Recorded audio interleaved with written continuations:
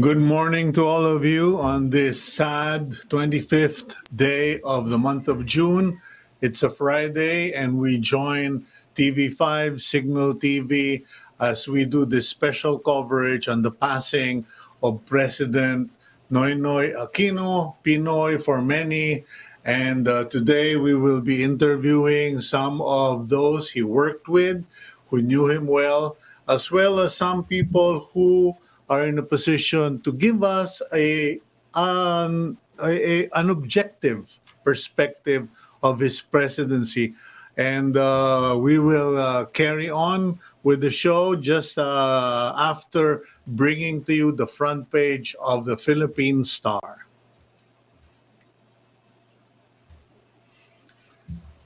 Farewell, Noynoy. The Filipino nation bids President Noynoy Aquino, who passed away, the 15th president. He was 61 at the time of his death. And on the upper head of the front page, IATF includes 10 cities in vaccine priority list. And lower part of the front page, we see photos of the Aquino sisters, the president's sisters, who made the official statement yesterday. So it's all about the passing of President Benigno Simeon Aquino III.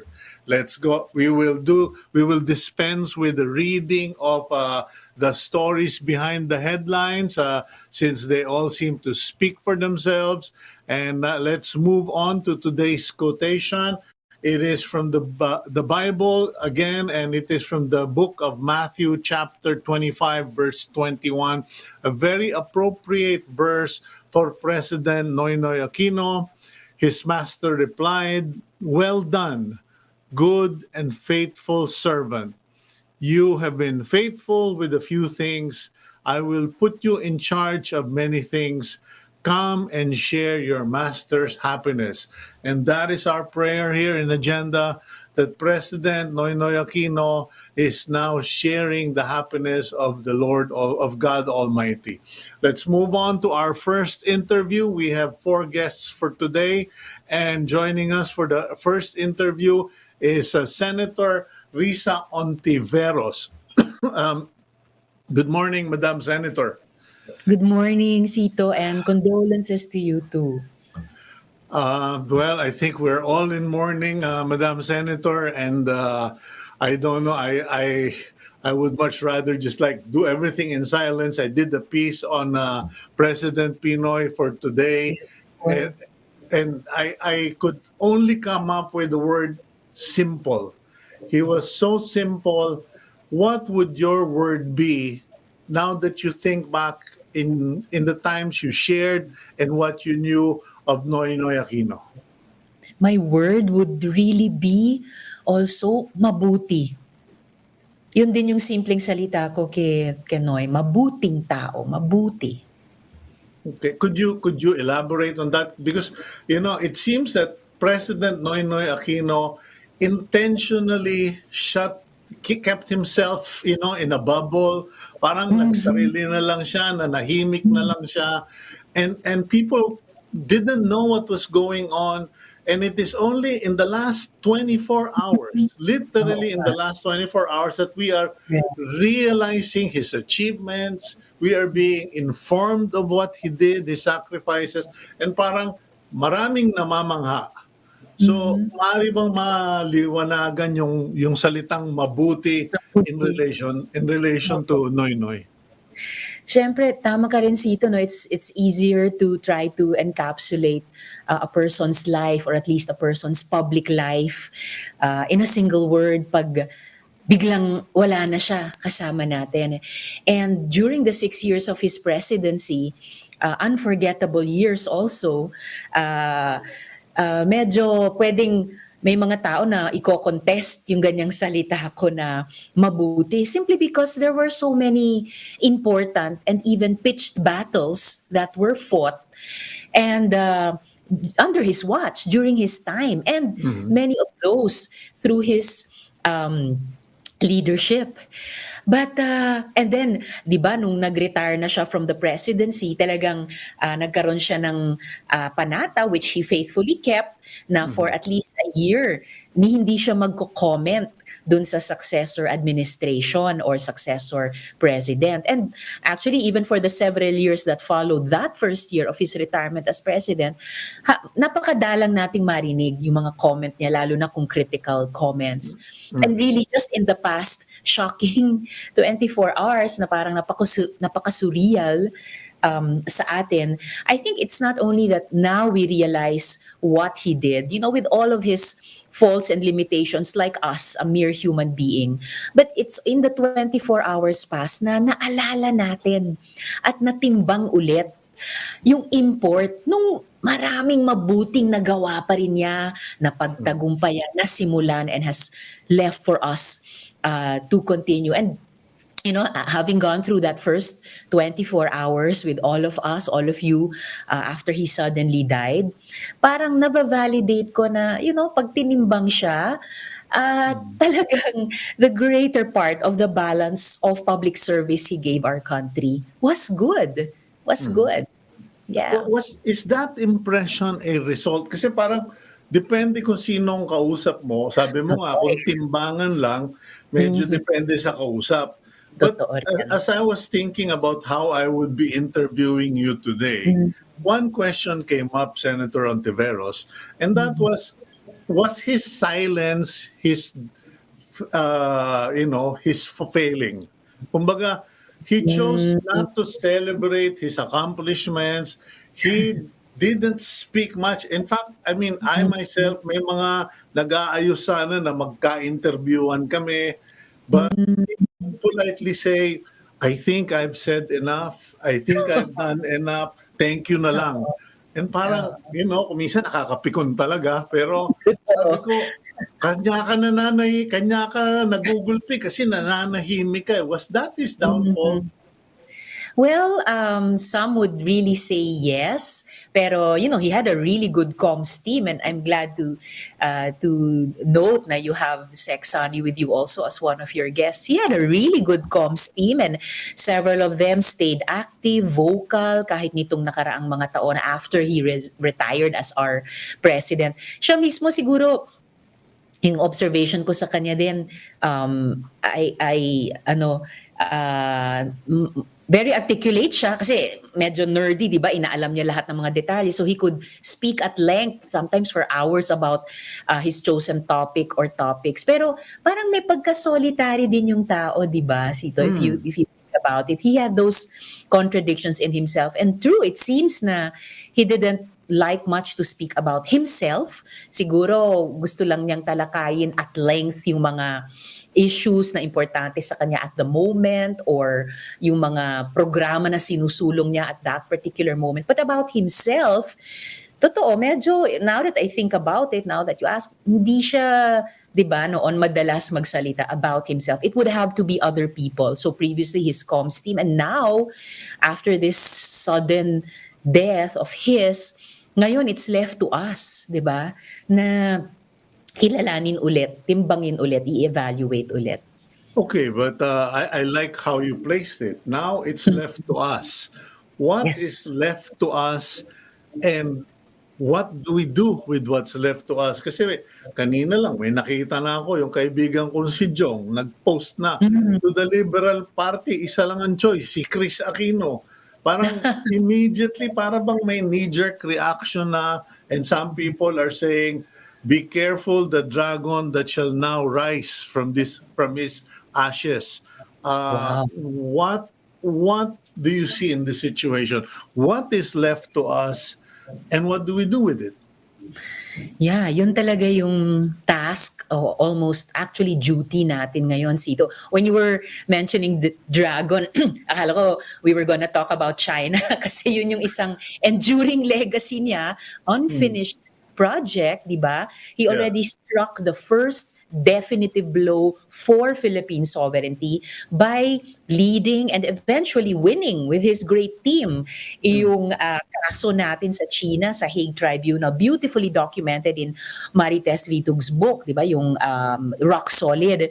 But it is a continuing project of defending our national sovereignty in the West Philippine Sea vis-a-vis our big neighbor, no, the regional power and a rising global power, China. So talagang yun yung isang tungkulin na iniwan ni Noy sa atin ipagpatuloy. And there are a lot of other things na sinimulan nung panahon niya, yung ilan na pagtagumpayan. I mean, a lot of, even I've been hearing the business community also talking about the economic gains in terms of the growth of our economy, better macroeconomic indicators, but also the business community also saying we need to continue working on reducing the unemployment. The labor movement would also point that out. Yung continuing peace process coming out of BARM, and which of course impacts on the whole nation, yun napanalunan yung unang malaking tagumpay doon under his watch with the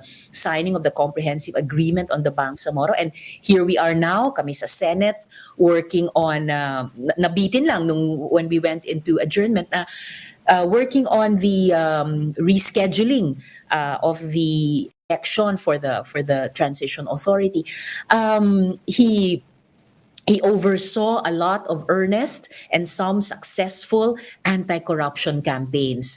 And in his own personal life, pinakita niya, isa siyang leader na hindi nagpakayaman. And he went after several anti-corruption issues during his watch. Hindi lahat nagtagumpay, but he raised the ante on that public conversation about corruption. So ang daming natira sa atin to continue, Cito, in terms of repairing our democratic institutions, in terms of making our economy more equitable. He actually spoke that word na gusto niya equitable development for all. It is an unfinished task na kailangan nating ipagpatuloy. There's so much we were able to do and to start to do during his time, pero hindi pa tapos. Kumbaga, yun yung bahagi din ng laban na hindi pa tapos na kailangan nating ipagpatuloy. The tragedy of the Aquinos in public office is that, or in service to the country, is that they were all sacrificial lambs. Ninoy was the first sacrificial lamb. Cory, in many ways, had to sacrifice her personal life, her privacy, and her family life to serve the nation. And was PNoy or was Noynoy a willing player to the presidency, or was it the situation that I wrote na parang napilitan din siya, kung hindi baka kung ano na kinalabasan ng bayan? What do you know about that?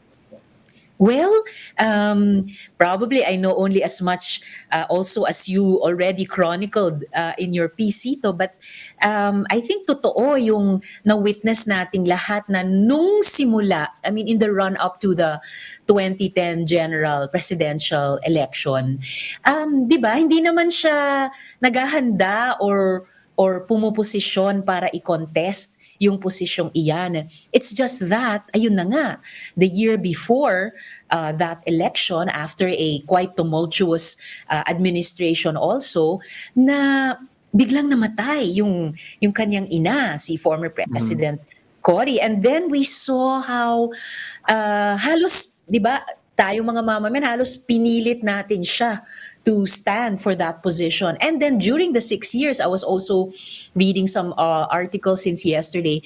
During the 6 years, siguro there came a certain point na pinili na rin niya. Parang ang lakas kasi ng sense of duty niya, di ba? I mean, I can only tell from the words he spoke about reminiscing about his earlier years and then finally his complete 6 years in the presidency. Parang he grew into the role.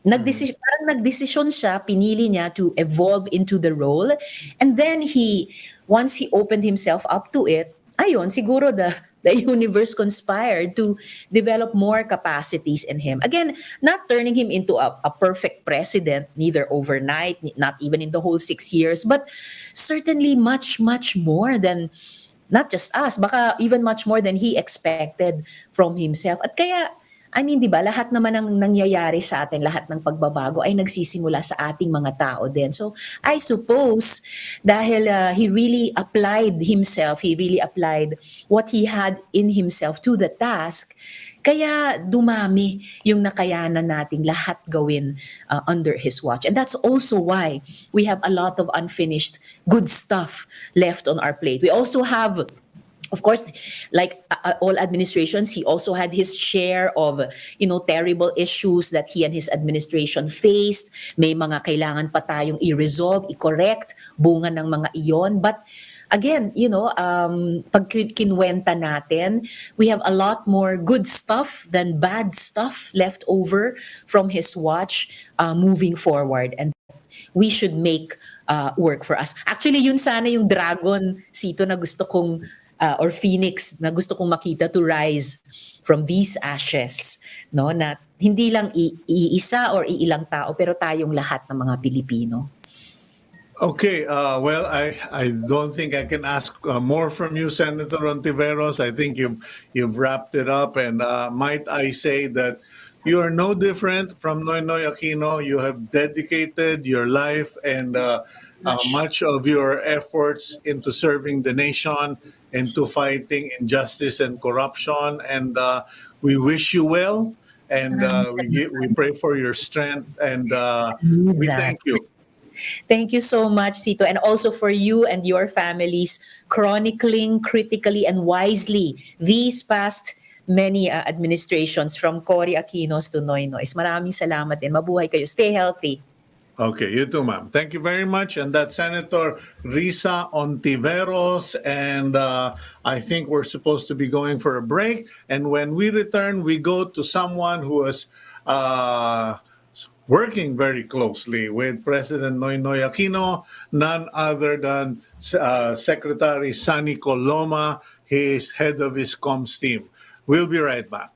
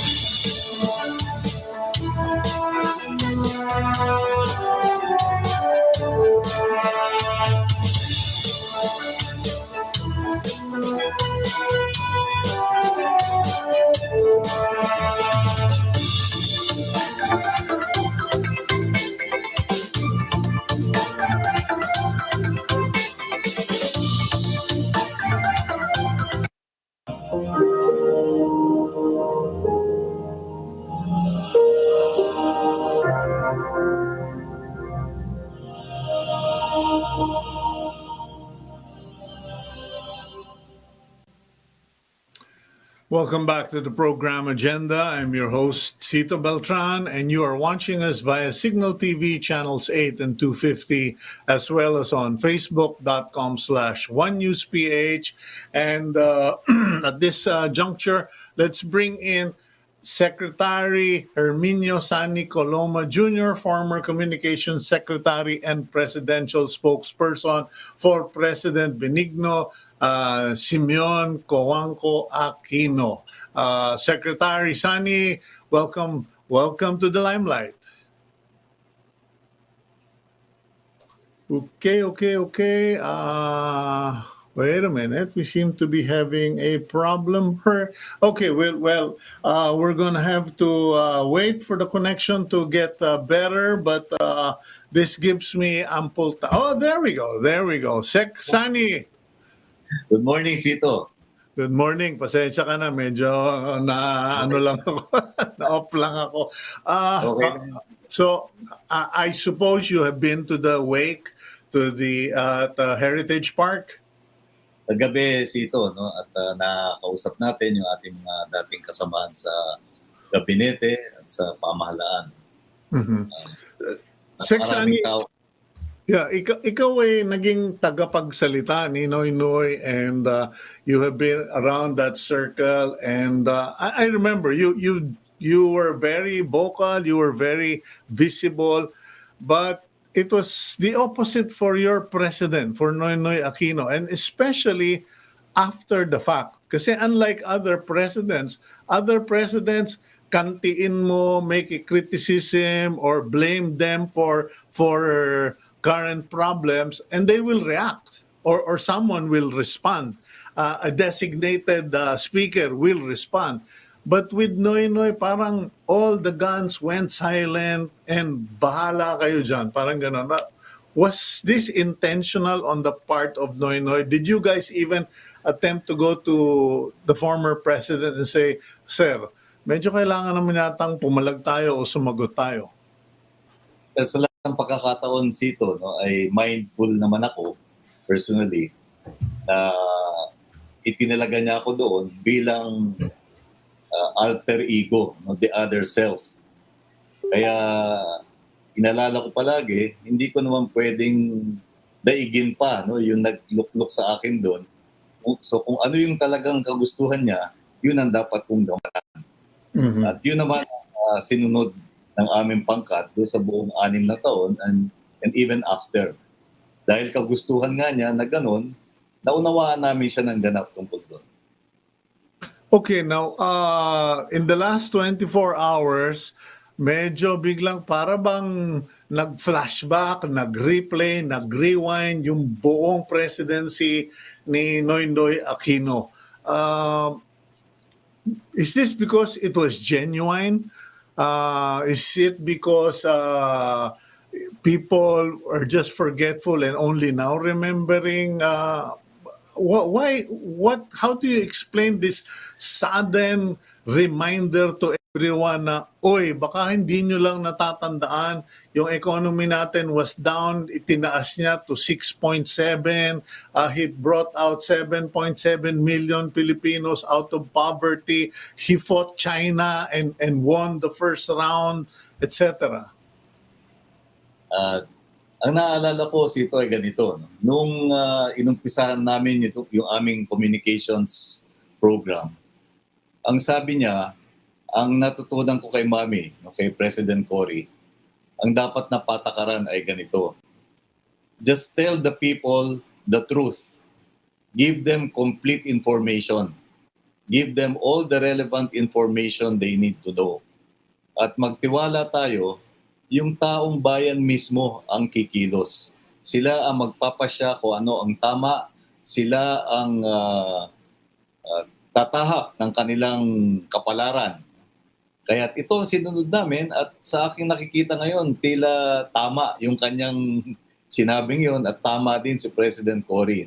Kailangan lang malaman ng ating mga mamamayan kung ano ang relevant na kaalaman, bigyan natin sila ng laya na magpasya doon sa kanilang mga nalalaman at gagawin din nila ang nararapat.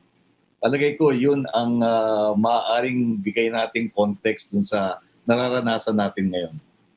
Sir Sonny, you never were you ever an explainer?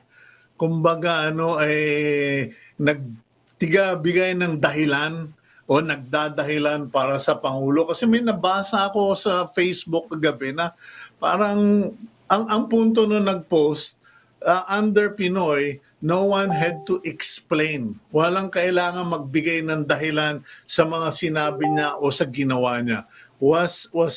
Is that factual and was that policy? Sabi lang nga niya, no, sabihin lang natin yung katotohanan.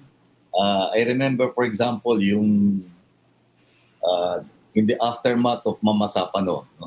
Napaka-critical, no, as we recall.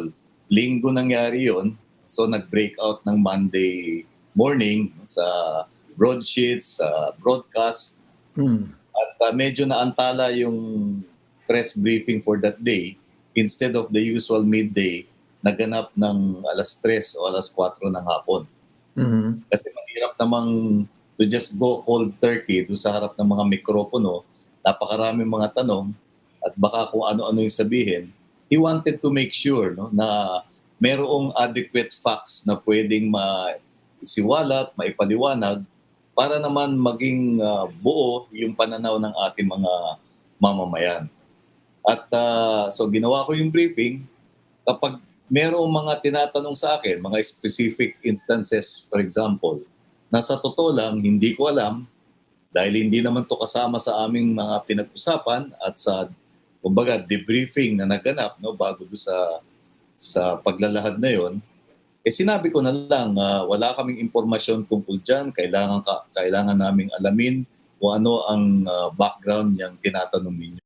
So ganun lang kasimple, Cito, no? What you hear, what you see is what you get. Okay, I've spoken to several spokesperson and com staff of different presidents in the time I have been in media. And at least once or twice, madidinig ko ito sa mga com staff ng iba-ibang presidente. Kuya, pasensya ka na. Nagkamali yung presidente namin o yung amo namin. So we had to take the bullet for him. Kumbaga, may sinabing sablay o palpak yung Pangulo and sila yung sumangga, sila yung tumanggap ng kritisismo, sila na yung nagtanga-tangahan para hindi masaktan yung presidente. Did you ever find yourself in that situation? Or did you ever fumble the ball and pinatawag ka, Sonny, usap nga tayo, medyo sablay yata yung sinabi mo? It never happened, Cito. Dahil yun nga, no, simple lang naman yung aming parameters. Basta sabihin namin yung buong katotohanan, sabihin namin yung aming nalalaman. Kapag may tanong, no, halimbawa may tanong noon, no, tungkol sa mga ibang detalye, ang sagot lamang doon, hindi po namin alam, kailangang balikan si Pangulo at tanungin natin siya. I found myself saying that a few times during that briefing of Mamasapano. At enough, kinabukasan naman, o nung when he finally spoke publicly, no, nung gabi ng Wednesday, no, or three days after, ay sinagot naman niya lahat ng mga hindi namin nasagot dahil sa kakulangan ng impormasyon at sa kakulangan ng verifiable facts that we could use. You know, you mentioned Mama Sapano. I mean, even as someone who is mostly apolitical like myself, I could not help but really, bang him on that issue. Kasi parang, I think all Filipinos was hurt by that situation. And someone had to be blamed or someone had to take responsibility. Did Noynoy ever get personal on those criticisms from media or from his associates or other politicians? Kumbaga, nagtatanim ba siya ng sama ng loob or siya ba yung nagkim na lang ng sakit, yung hapde ng kritisismo at inuwi na lang na yung bang kasi may mga taong parang sabi nila Velcro pero Sinoy na I was never sure did nagtanim ba siya ng sama ng loob? I don't think so, Cito. No? Wala doon sa kanyang karakter yun. Hindi siya nagtatanim. Basta sa kanya, yung trabaho ito, gagampanan ko to ng mahusay. I will be as thorough and as upfront and truthful as I could be. Katulad nga, maraming hindi nakaunawa. Maraming nagsabi pa nga na ba't hindi ka nag-a-apologize? Samantalang on record, no, sinabi niya noong first public speech niya, I am the father of the nation and to my dying day na naganap na nga kahapon, dala-dala ko ito sa aking balikat, yung responsibilidad para sa nangyari at yung responsibilidad ko for the families of our 44 SAF troopers, no, who perished in Mamasapano. So talagang tinanggap naman niya yung responsibilidad, pointing out din naman, no, na may mahalagang mission doon, which was to neutralize one of the two top suspects, no, in terrorism na may mataas na presyo, no, sa kanilang mga ulo. At nag-succeed naman yung mission partially dahil within the first hours ay na-neutralize na si Marwan. Nakatakas lang nga siya. So Okay. wala naman anong klaseng hang-up tungkol sa pangyayaring. But was he haunted by this? I mean, he tragically under his watch, a lot of bad things happened. Mama Sapano was one, the Yolanda typhoon was another. Ewan ko na, ayoko nang magbilang ng mga ng indulto, no? Pero was he haunted by these things, or what was there ever one thing that continued to be in his mind even after his presidency? Wala akong nalalaman Sito, and just to add further context, no, maraming hindi exposed to public view na naganap no. Halimbawa doon sa Mamasapan, no, continuous yung pakikipagpulong niya with as many people that could provide information. Yung mga people in the field, mga AFP, PNP, continuous yung kanyang fact-finding. Tapos kinausap din niya yung mga wounded. Meron kasi mga wounded din sa kinausap niya yung mga yon, at talagang he really went out of his way to get to know what really happened. At pagkatapos ay pinulong din niya as many of the stakeholder groups, no, yung mga retired generals, yung mga basta stakeholder doon, he took the time to meet with them. At sa amin namang grupo, nag-review talaga, nagrepaso kami, no? We had a complete record, chronology of all that had transpired. At sinabi niya, sige, para bang mag-mock tribunal tayo dito, mag-mock court tayo dito. May mga mahuhusay na abogado dito sa grupo. Kung kayo ay hahanap ng butas o weakness dito sa mga naiwalat natin, ano yun? So ibig sabihin, talagang gumawa siya ng homework at talagang tiniyak niya, no, to his satisfaction that he left no stone unturned to ferret out the truth, to ferret out the real facts on what happened. Kaya dahil dyan, he could really rest with a clear conscience na ginawa niya yung kanyang tungkulin na nararapat despite the difficulties and the daunting challenges of the situation. Okay, but what was he like after the presidency or towards the end of his presidency? Kasi alam mo, Sec Sunny, medyo ngayon ang pinag-uusapan return of the comeback, no, ni Presidente Duterte.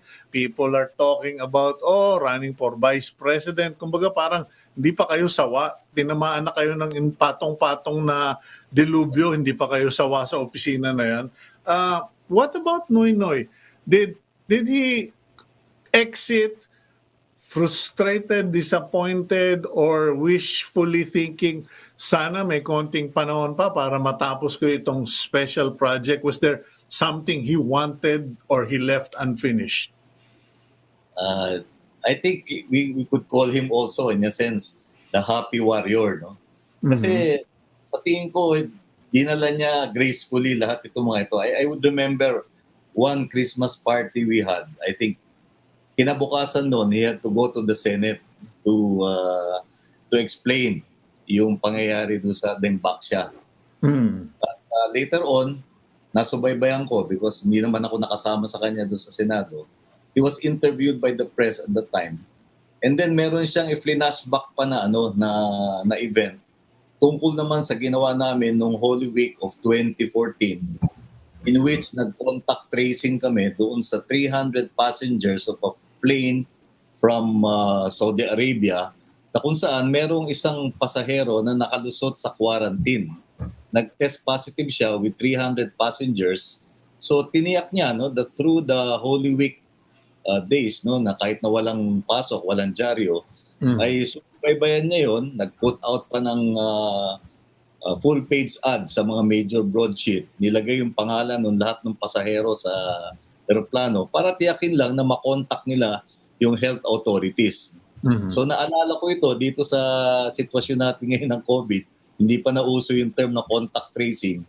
Ginawa na noong panahon yun and one single instance which was already a SARS coronavirus threat. Ito yung sa COVID kasi ngayon, SARS-CoV-2 virus. No? Yan yung SARS-CoV-1 na thankfully hindi naman kumalat. No? So ang sagot na naman doon sa iyong tanong, he did his homework faithfully and well at every turn. Wala siyang iniiwang stone unturned. He makes talagang napaka-painstaking attention niya to detail just to make sure na nagampanan yung kanyang responsibilidad. In terms of projects, in terms of vision, how much of the Noynoy or the PNoy administration or presidency was PNoy and how much of it was Team PNoy? I think we could call him the driving force, no? The moving spirit. Pero nung nilatag na naman niya yung kanyang fundamentals, siyempre flinesh out ito. No? And I think we could point out that it was in 2015, the NEDA came out with Ambition 2040. Ito yung unang-unang 25-year plan ng ating pamahalaan. Dahil before that, we only had 5-year o yung tinatawag nating medium-term development plan. Legacy na rin niya yun, na in-encourage niya ito na magkaroon ng broader term vision. Doon naman sa ginawa ng pamahalaan, ang kanya lang namang pinanggalingan dito, yung kung walang korap, walang mahirap, which was later transformed into ang daang matuwid, kinakailangang maayos ang governance natin. Dahil dito, makakakolekta tayo ng mga buwis. Pag maayos ang revenue collection, maayos din ang fundamentals ng pamahalaan. At dahil dyan, nakakuha naman tayo ng investment grade rating. In other words, nakabisado niya yung fundamental building blocks for a sustained growth of the economy. At nung ito ay nailagay na sa pwesto, para bang everything else fell into place. And he tackled naman yung ibang mga aspects like social protection, AFP modernization, yung expanded healthcare. Parang nando naman lahat yun sa plano pero inumpisahan niya muna sa building blocks o sa fundamentals. Okay, as a person, what was he like? Kasi I don't know if you got to read my column in the Philippine Star today.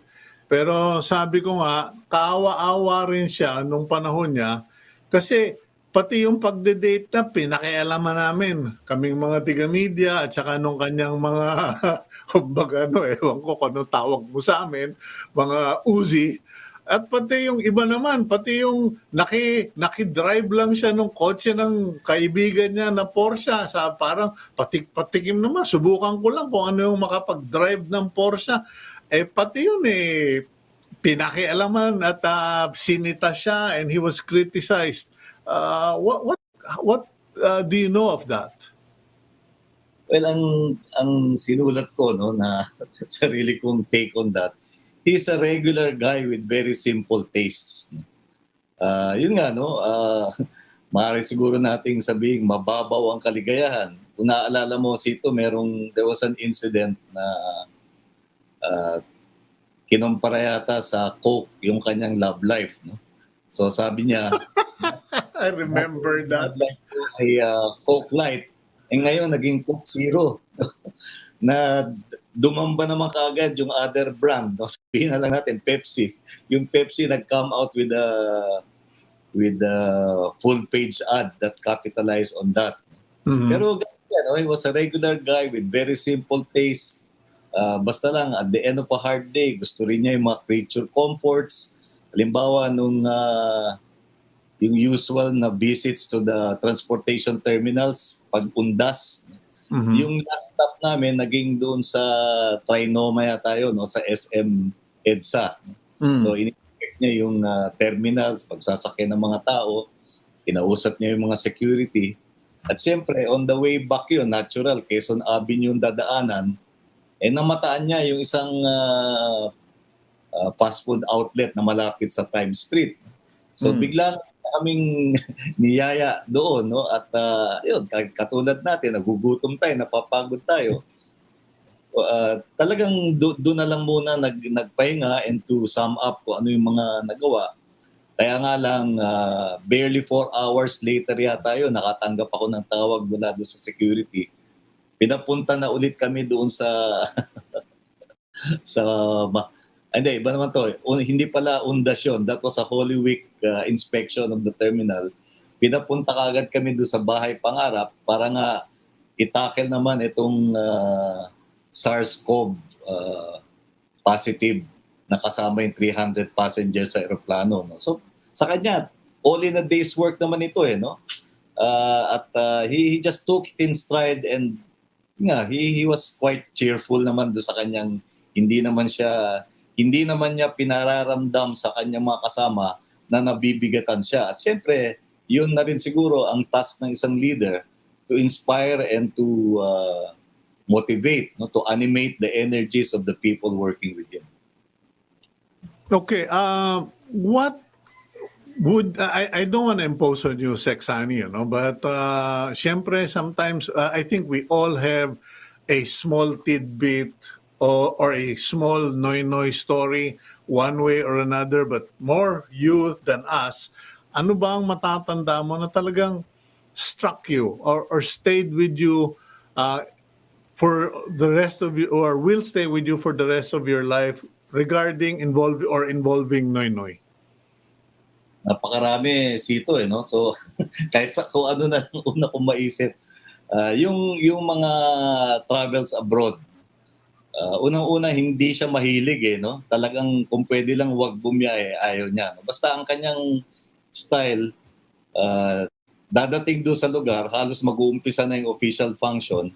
Pagkatapos doon naman sa pag-uwi, halimbawa, dinner yung last function. Mula sa dinner, dire-diretso na sa airport yun. No?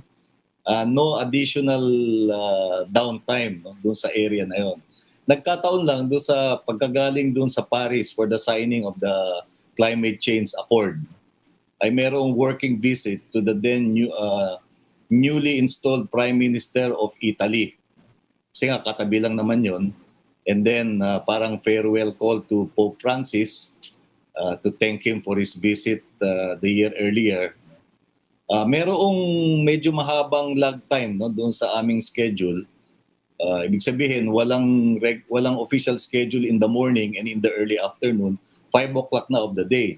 So yun namang Vatican Embassy natin, nagmagandang loob, inoffer kaming mag-tour ng Vatican para makita yung mga Sistine Chapel at yung St. Peter's. Vatican Museum ito, mismong yung staff ang nag-volunteer na mag-tour sa amin. So we just inform him, Mr. President, meron po yung gantong imbitasyon. And he just politely declined at ang paliwanag niya,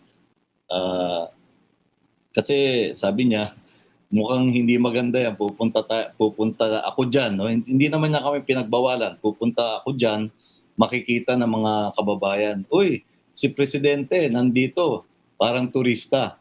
He was very, very conscious about the image he would project, especially in terms of his responsibility.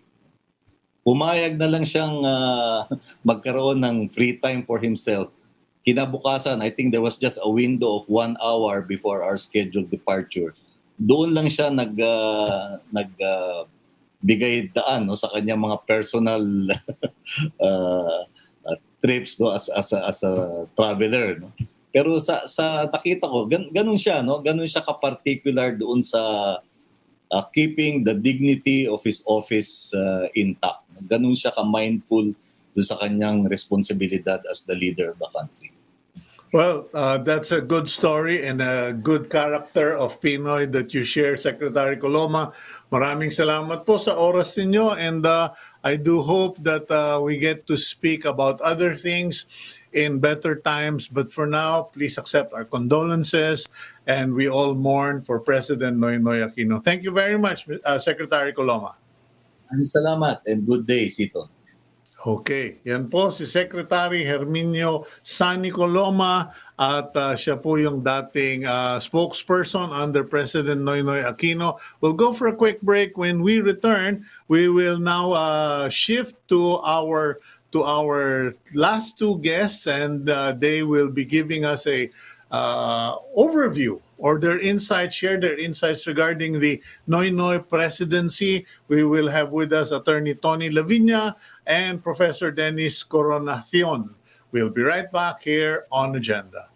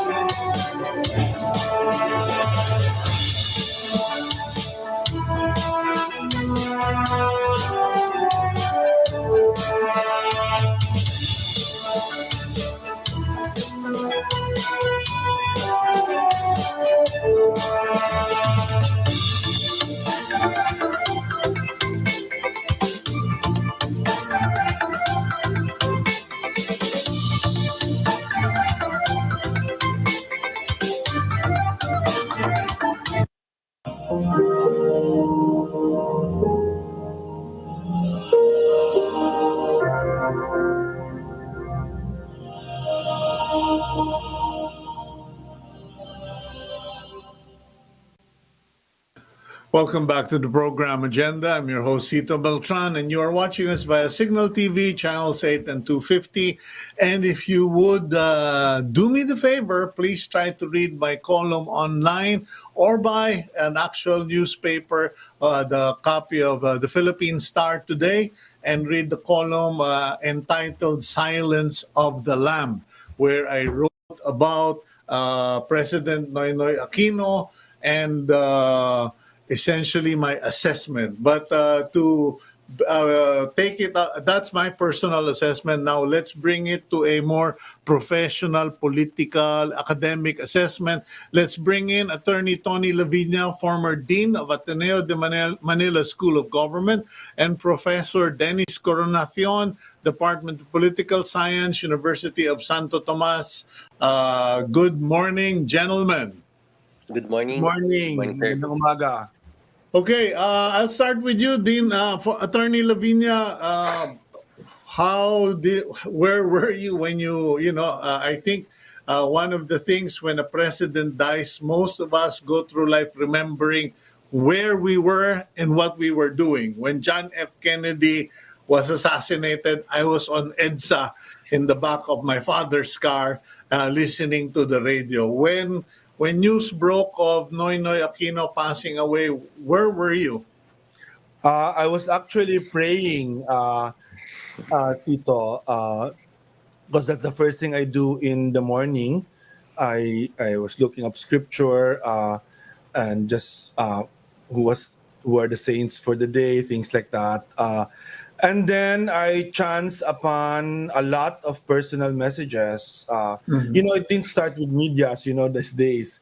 It starts with Viber, WhatsApp, personal messages, Cignal. I have like six or Mm. seven of those messaging services, and it just went on and on and on. And so I knew that this was not just a fake news or rumor, Yeah. that there was something to this. So it was just a matter of time. I didn't post anything until, a credible news Did it did, source. did did it come as a shock to you?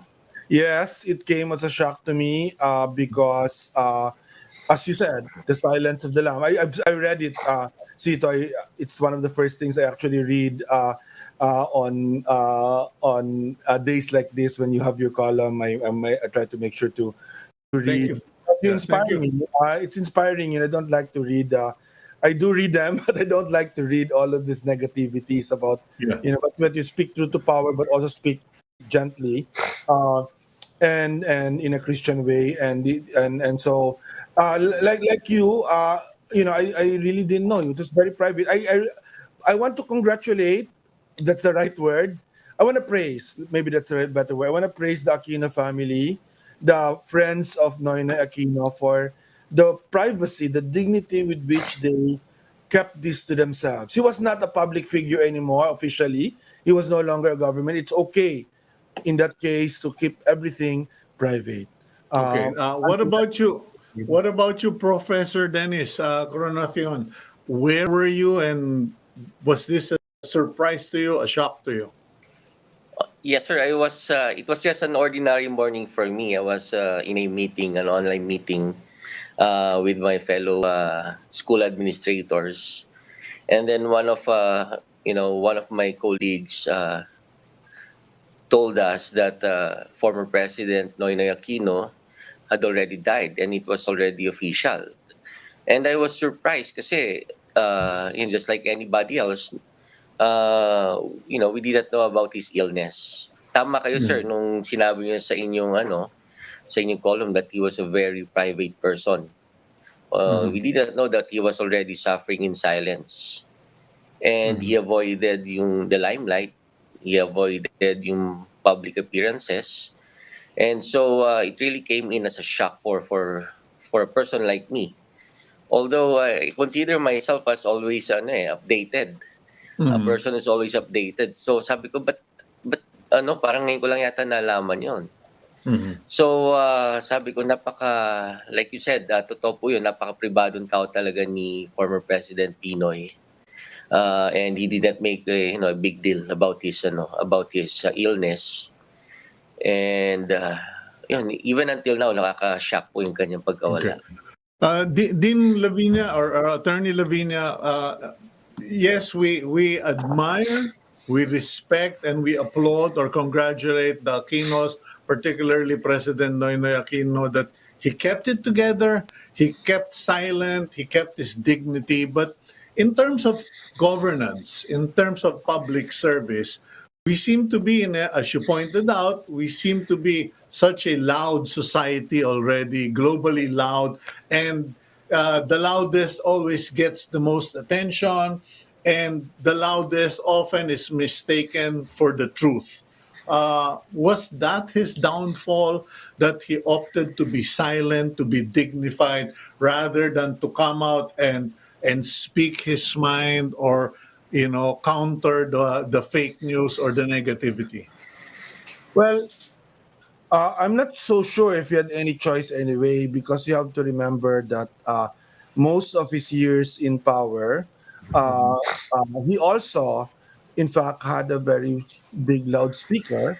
I don't think President Aquino was, a wallflower in terms of asserting his views about governance when he was president.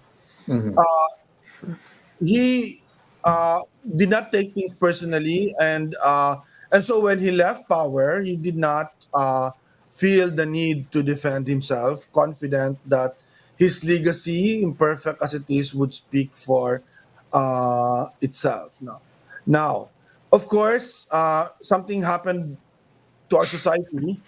Um, just at the time as he left and became an ex-president, and we had a new president. And I don't think it's just about the new president.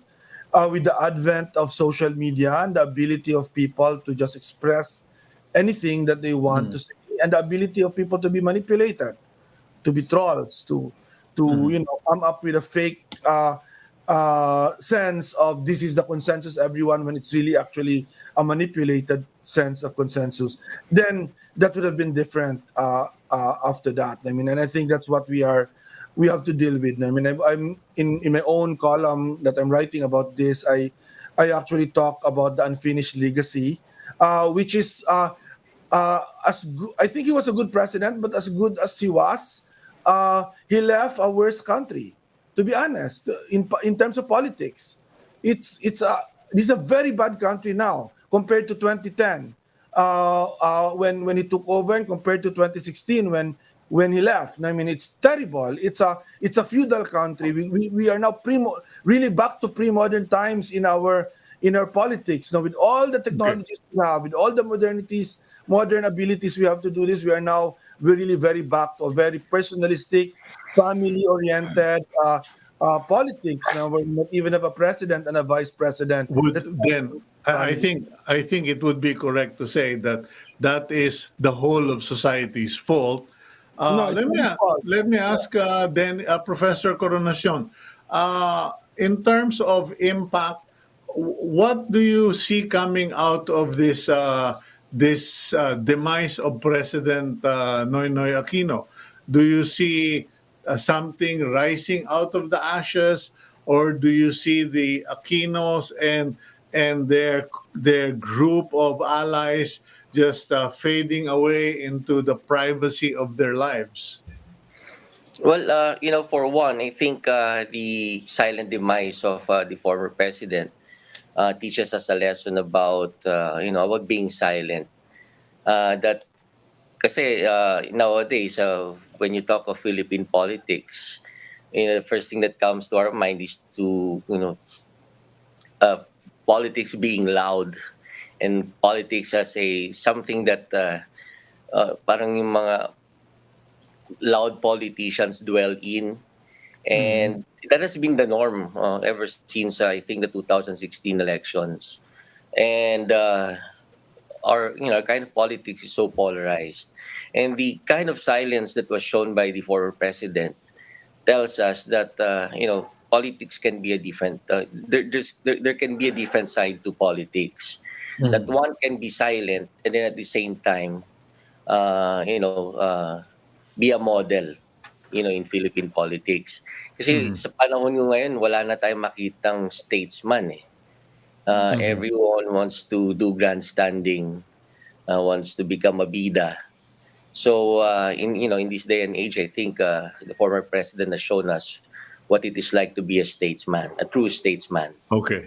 Well, gentlemen, I hope you will bear with me. I'll have to end our interview at this stage because I'm down to my last 2 minutes, and I would like to read my piece in the Star, if you don't mind. But thank you for your insights, and I'm certain that I will be speaking with you again in future episodes of Agenda. Thank you very much, Attorney Lavinia. Thank you, Professor Dennis. Thank you. Salamat din po. Salamat. Okay. And kung papayagan niyo po ako, if you will allow me, please let me read the article in the Philippine Star, The Silence of the Lamb. Even unto death he held his peace. Most of us did not even know about his illness and how he lived his life after his presidency. But without doubt, when word of his death spread amidst a shower of disbelief, people demanded to know. Yes, there were rumors, but not even his harshest critics were willing to fan those flames because by and large, he was a quiet and decent man. He lived simply and seemed to treasure his privacy so much more in his final years by withdrawing from the limelight, not making political commentaries or public appearances. He made no attempts to explain himself and his presidency. In fact, he declined numerous requests for interviews, even those brokered by his friends. Perhaps it really didn't matter to him because in the final telling, he was a man destined to step into the gap, a sacrificial lamb forced into a role in order to preserve the republic or the nation. His father did, his mother did, and ultimately so did he. There will be rivers of accounts about his life and times of Noynoy Aquino, but I wonder how many of them will be able to fill in the blanks about his rudely interrupted teenage years during martial law, accompanying a father to the U.S. for heart surgery, adjusting to life in a foreign country, while his father carried on fighting the war for Philippine democracy on foreign soil. Just when he could have had a normal life, his father embraces martyrdom, and even before the mourning could be officially over, they are once again sucked into the dark and ugly reality of Philippine politics and the Marcos dictatorship. It seemed like a cruel joke of the devil that every time things were settling down, Noynoy and his family would be thrown into spin cycle and drowned with challenge or tragedy. Even when they were tenants of Malacanang, they were haunted by rebellion and coup d'etat, one of which caught the young Benigno in a crossfire coming home from a date. Not to be cruel, but not only was he unlucky in political life, even his dating life always became fodder for gossip columns and the like. He was not even allowed to have some fun to drive a friend's Porsche down EDSA.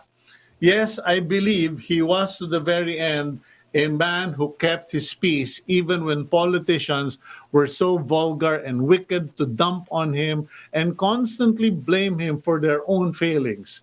As some have said, it is the trait of the Coangco in him, to keep your dignity and self-respect in spite of the most cruel accusation and harshest criticism. Perhaps it is divine destiny that he passed away during this time when mourning and funerals are toned down and limited. No funeral parades, no people lining up the streets and risking people's health and lives, as well as giving his demonic critics more ammunition to smirch his Dilawan followers. As he lived and as in death, he kept it simple. Yes, rest in peace, good and faithful servant. Our nation thanks you for your service. I'm Cito Beltran, and that's Agenda for Today.